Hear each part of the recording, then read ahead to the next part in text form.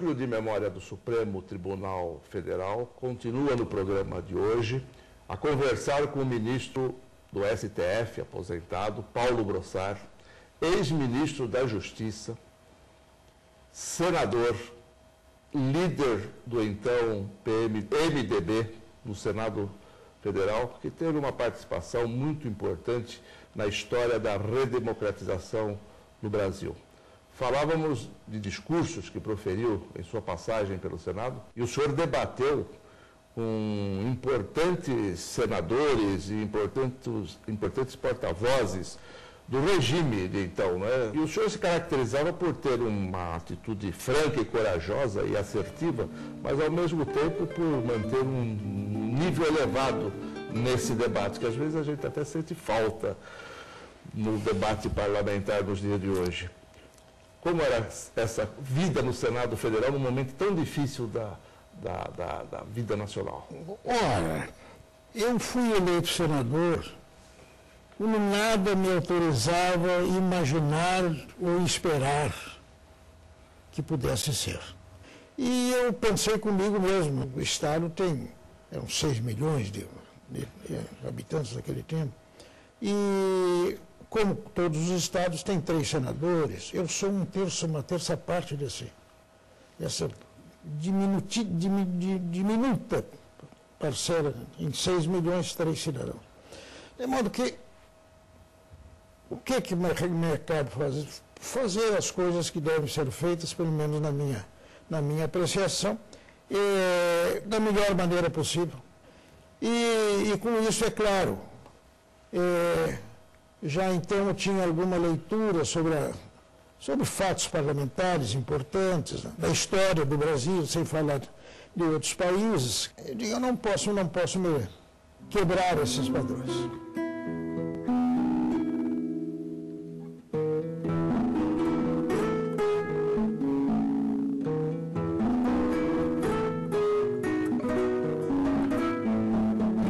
E fui estabelecendo isso, quer dizer, um respeito por parte dos colegas, o presidente Sarney. O presidente Sarney, ao tempo em que era senador, e eu também, nós várias vezes também discutimos. Ele é muito loquaz, tem aquele, diz que é um mal nordestino, né? Mas o fato é que fala muito bem, fala com muita elegância, muita espontaneidade, e tivemos debates vivos, acalorados. Mas isso não impediu que, com o correr do tempo, fôssemos nos apreciando reciprocamente. Aliás, o doutor Pílio dizia, mais uma vez, ele disse isso, que a Câmara, se não tivesse nenhuma utilidade, teria pelo menos a de aproximar as pessoas diferentes. Há certos fatos que aconteceram e que muitas vezes eu fiquei a meditar sobre por que isso não foi feito antes, por que não, será que não? E tanto assim que, depois, até o fim da vida, nós sempre fomos aliados. Então, são essas coisas que me fizeram pensar muitas vezes sobre o erro de certos excessos, etc. E uma coisa que me impressiona ainda hoje, é que hoje, muito mais do que antes, é que as maiorias que são formadas até meio assim com prego e martelo, parece que existem para aprovar o que o Executivo quer. Não é para prestar uma colaboração. Não, é para aprovar seja lá o que for. Eu me recordo na Assembleia Legislativa, o governo, nós apoiávamos o governo. O governo enviou um projeto pedindo autorização para vender o horto florestal, que está aqui. Eu vi aquilo, eu disse, mas isso é uma barbaridade. Não é um horto, uma outra área para fazer um horto como esse. Muita gente ficou brava comigo. E eu, até que o governador, no último dia, tivemos lá uma conversa, o governador não, tranquilo, passivo, fato, contrariado, mas não, então o governo retira o projeto. E eu digo, parabéns pela decisão. Sábia, luminosa decisão. Graças a isso, o horto que está aí. Quer dizer, bastou um deputado que foi, falou, etc. Tal. No período do Senado também, em que o senhor foi líder do MDB, o senhor participou da chapa do general Euler Bente Monteiro, que disputou a presidência da República contra o general Figueiredo pela Arena, voto indireto. Já sabia-se de antemão que a vitória era do general Figueiredo. Por que o senhor fez isso? Porque o senhor entrou ali para a pregação democrática? Qual era o objetivo? Como foi essa história?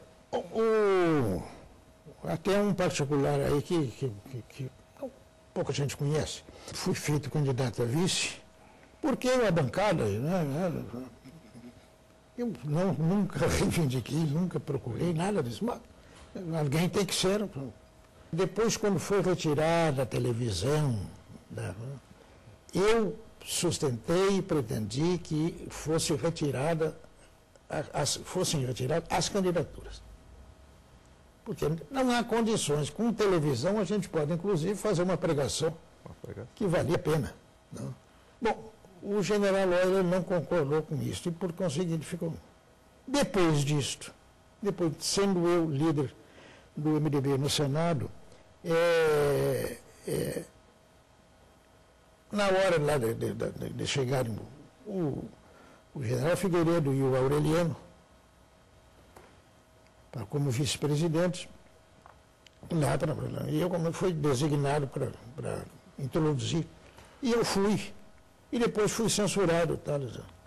E eu digo, mas olha, em primeiro lugar, eu propus a retirada depois.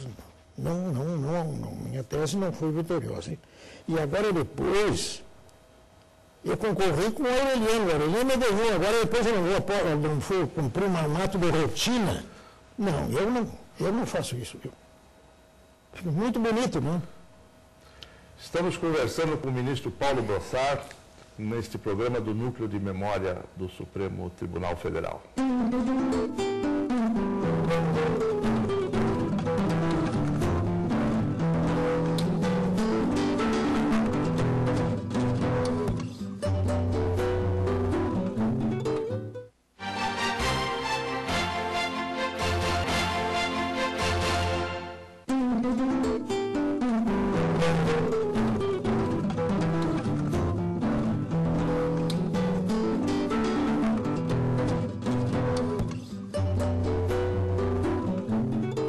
De Memória do Supremo Tribunal Federal entrevista hoje o ministro Paulo Brossard, que ao deixar o Senado passou um tempo no Rio Grande do Sul, sua terra natal, trabalhando como advogado, e depois voltou à cena nacional quando convidado, após a redemocratização, convidado pelo então presidente José Sarney para ocupar um cargo no governo. O senhor tinha sido adversário do José Sarney, do então senador José Sarney, no Senado Federal, naqueles mais difíceis. E depois ele o convidou para integrar o seu governo. É verdade. Também é verdade que, ao longo do nosso convívio, os debates, às vezes, um pouco quentes, nunca impediram um trato civilizado. E, para surpresa minha, efetivamente, ele me convidou e mais do que isso, porque depois ainda me convidou para ser consultor-geral da República, mas depois ainda me transferiu para o Ministério da Justiça e depois ainda me contemplou com a maior honra que eu acho que um cidadão numa república, numa democracia pode ter, que é juiz da mais alta Corte de Justiça do seu país.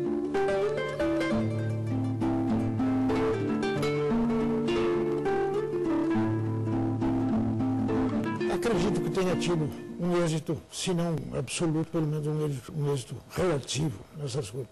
E nessas coisas assim humanas, né, isso assim, é um lugar já por direito próprio que é reservado para a crítica. Isso aí é natural.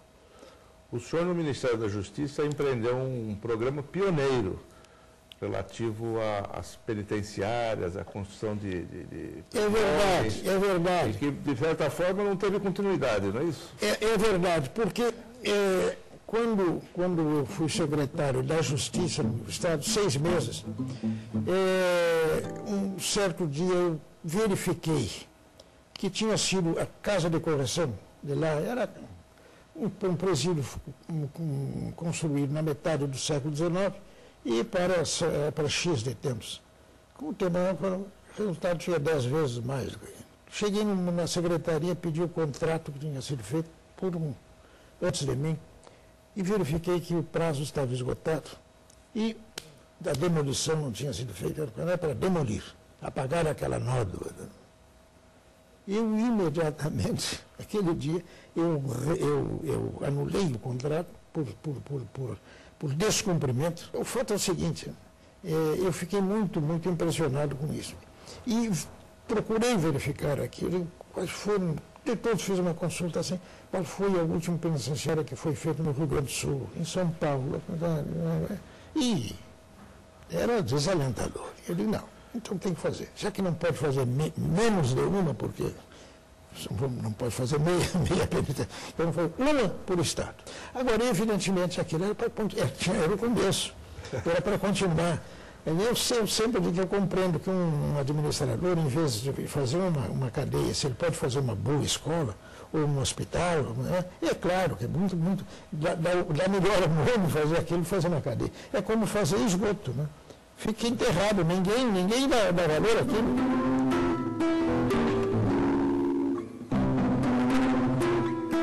Depois o desaparelhamento das polícias era uma coisa chocante, era e é. Uhum. Então, pus um plano lá para doar um veículo para cada município brasileiro. Para a segurança. Grande ou pequeno. Para o serviço da polícia. As capitais, então, naturalmente, um número superior, variando a cidade, do mais. Se fosse dar pela sua população a São Paulo, mais da metade, né? Mas, é claro, não foi feito. Mas foi feita uma distribuição mais ou menos equitativa. E o fato é que nunca houve uma reclamação. Agora, como comprar quase 5 mil carros?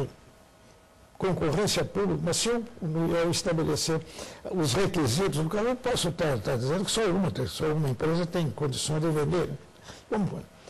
Então, vamos fazer o seguinte, eu perguntei para os fabricantes se eles tinham, cada um deles sabia qual era o seu lugar no mercado nacional.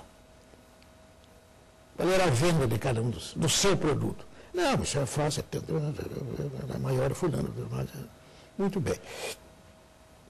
E se eu comprar de todos o número correspondente à porcentagem de cada um no mercado? É satisfatório? É claro, está resolvido o problema. O senhor chamou os jornalistas também, né? Antes disso, convidei os jornalistas para um almoço e entreguei a cada um uma pasta com todos os dados relativos e dizendo, olha, isso que eu pude fazer foi isso. É possível que tenha alguma falha, isso sempre tem. Eu não encontrei, mas vocês que são inteligentes e argutos, vocês podem descobrir. Se descobrirem, me avisem antes, porque eu corrigirei. Agora, falar depois não adianta. Aí não adianta, tem que falar agora. Bom, felizmente ainda não houve uma, e nunca teve. E ainda no campo da política foi nesse período que se consolidou a democracia, né? Até há um episódio aí, se tornou público, mas é interessante. Num certo dia, lá com o presidente, ele me disse, ele tinha sido eleito por 6 anos, que era o prazo, não. O Tancredo tinha sido eleito também por 6 anos. Mas o presidente Sarney propôs que fosse reduzido para 5 anos. E ele então disse que se fosse reduzido o mandato dele, como circulava lá, que ele renunciaria. Se fosse reduzido para 4 anos. Na que Constituição. ele tinha sido eleito por 6. Ele tinha sugerido 5, restabelecendo a tradição. E eu ouvi aquilo e não disse nada. Mas fiquei pensando comigo mesmo que aquilo podia ser uma coisa bastante desagradável, sob o ponto de vista institucional. E eu deixei passar um pouco, depois disse, vem cá, eu vou fazer uma pergunta. Aquela história que, quando falou há pouco aqui, né, renunciaram, isso é uma inclinação, é uma hipótese, ou é uma decisão? Agora é o ministro que está falando, fazendo esta pergunta. Ele diz, não, é uma decisão. Eu me considero assim como de certa forma, repudiado. Eu disse a ele, olha, eu fiquei pensando nisso aí, porque isso tem implicações, etc. Ele deve ter meditado sobre isso. Né? De modo que eu me sinto na obrigação, como ministro, como brasileiro, de tomar algumas providências que resolvam esse problema. Agora, para isto, eu terei de conversar com algumas pessoas. Eu pensei em 4 pessoas. São os presidentes dos 4 maiores partidos com assento na Constituinte, que representam 90%. Com 4 pessoas a gente pode conversar. E dentro da reserva possível, segredo deixa de existir. Mas depois deixou de ser segredo. E ele diz, não, eu confio no teu critério, etc. Tal. Tá bom, então vou sair dali, etc. Depois meditei mais um pouco, depois eu fiz o convite aos 4 para uma reunião cedo, às 8h30 lá no Ministério. Não tinha ninguém. Eu só tenho um pedido a fazer. Não tome isso como ameaça, porque eu não faria, pelo respeito que tenho aos senhores, pelo respeito que tenho a mim mesmo, pelo respeito que tenho por eu não faria isso como ameaça. Mas estou falando com toda a franqueza para dizer o que aconteceu numa conversa até então entre 2 pessoas, os dados são esses, assim, assim, assim. Então eu volto a dizer que eu não peço segredo porque não pode haver. Agora peço a reserva possível. E sabe que não foi uma palavra. Uma palavra. E no fim ficaram 5 anos na Constituição, né? O senhor conversou com o Franco Montoro a respeito do mandato do presidente Sarney, os 6 anos? Nenhuma palavra. A propósito, nenhuma palavra. Conversamos neste programa com o ministro Paulo Brossard, ministro aposentado do STF, ex-senador da República. Voltamos já já.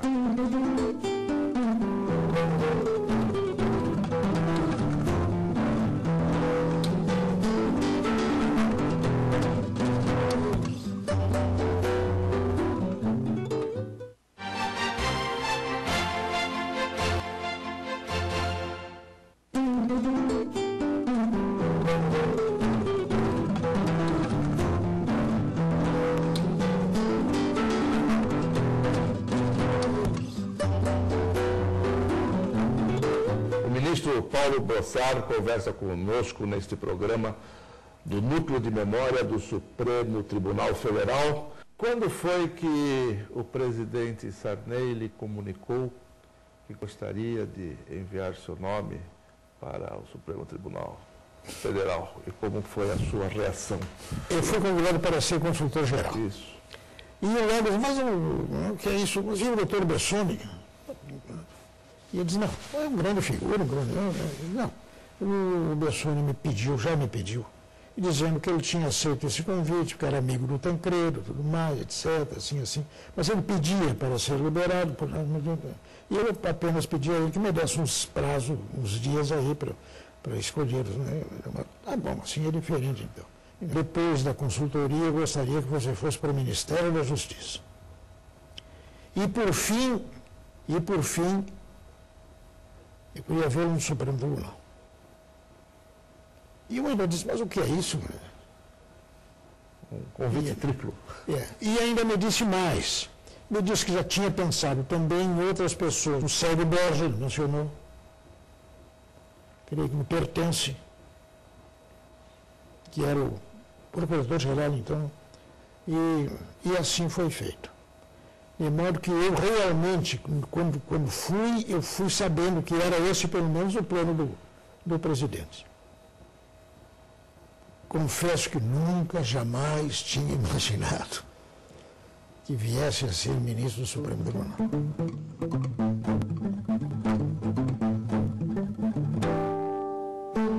Há uma diferença de sentimento entre ser informado que futuramente pretendo fazer isso e o dia que sai a indicação. Como foi que o senhor recebeu a indicação? Não, eu fiquei, não disse, digamos assim, a ninguém. Mas fiquei com ele mastigando, né? E depois posso até agora dizer uma coisa que não disse a ninguém, estou dizendo aqui para milhares de pessoas, né? Na TV Justiça, que é do Supremo Tribunal Federal. Pois é. No dia que eu deixei o Supremo, por implemento da idade, quando completei 70 anos, 23 de outubro de 94, eu senti um alívio.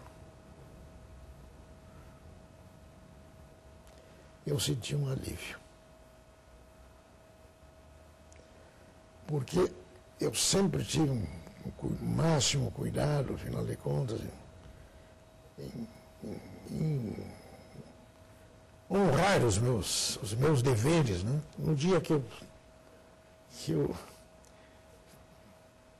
me tiraram, eu não tirei, me tiraram a toga, né? Me tiraram o almanaque que tirou, né? Eu tirei dos ombros um peso e fiquei aliviado. Já que eu estou tocando nesse assunto, eu vou dizer então, e acho que agora entramos para o Supremo, porque nós até agora falamos de coisas estranhas, né?